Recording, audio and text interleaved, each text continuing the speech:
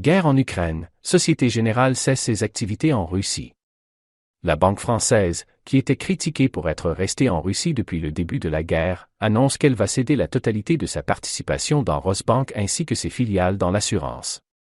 Ce lundi, les ministres des Affaires étrangères de l'UE se retrouvent à Luxembourg pour discuter des contours du nouveau paquet de sanctions contre Moscou. Les Occidentaux maintiennent plus que jamais la pression sur Moscou.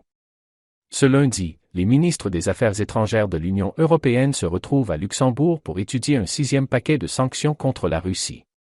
Ces dernières ne devraient toutefois pas concerner les achats de pétrole et de gaz, malgré les appels répétés en ce sens du président ukrainien Volodymyr Zelensky, qui exhorte les Occidentaux à stopper leurs achats d'hydrocarbures russes.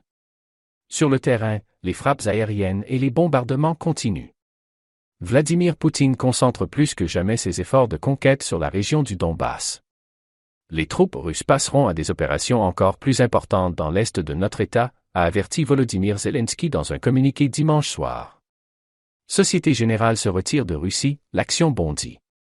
Dans un communiqué publié ce lundi, la banque française annonce qu'elle cesse ses activités de banque et d'assurance en Russie et annonce la signature d'un accord en vue de céder la totalité de sa participation dans Rosbank ainsi que ses filiales d'assurance en Russie à Intero Capital, le précédent actionnaire de Rosbank.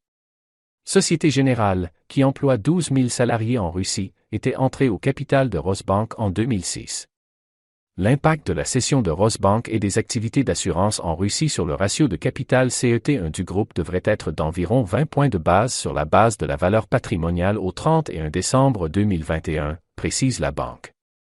Malgré cela, ce ratio resterait au-dessus de la cible financière du groupe. Dans les premiers échanges ce lundi à la Bourse de Paris, le titre Société Générale est monté de plus de 7%, avant de réduire ses gains. Vers 9h15, il grimpait de 4,37% à 22,81 €, en tête de l'indice CAC 40.